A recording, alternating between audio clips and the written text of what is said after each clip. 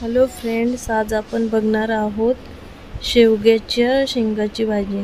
तर आपण आता तेल टाकलेलं आहे, त्याच्यात लसूण टाकूया। लसूण थोडासा ब्राऊन झाला की आपण त्याच्यात कांदा लसूण मसाला, कस्तुरी मेथी, किचन किंग मसाला ते सगळं टाकून घेऊया। थोडीशी हळद टाकू।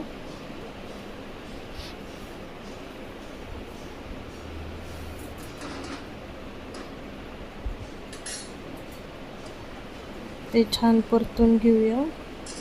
त्याच्यात आपण स्वच्छ धुवून घेतलेले आहेत शेवग्याच्या शेंगा टाकलेल्या आहेत।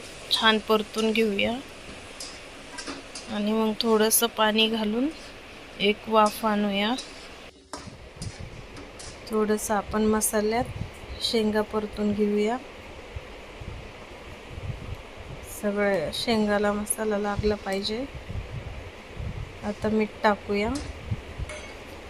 मीठ टाकून झालं की छान परत हलवून घेऊया।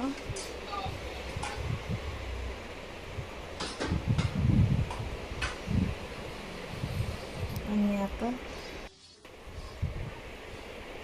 आता आपण त्याच्यात अर्धा ग्लास पाणी घालूया आणि गॅस फुल करू। शेंगा चांगले एकजीव करून घेऊया मसाल्यात।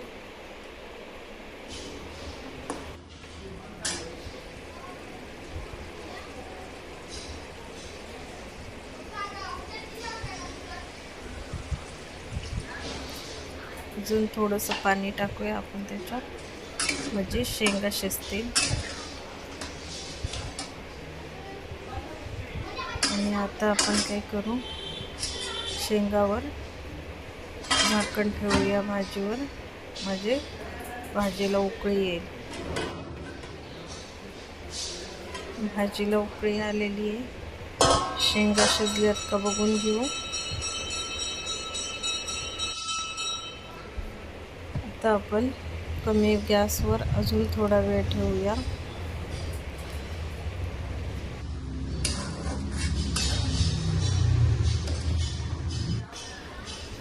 आता आपण भाजीला उकळी आलेली आहे, हे शेंगदाण्याचं कूट करून घेतलेले, तर आपण ते त्याच्यात घालून घेऊया आणि छान हलवून घेऊया भाजी।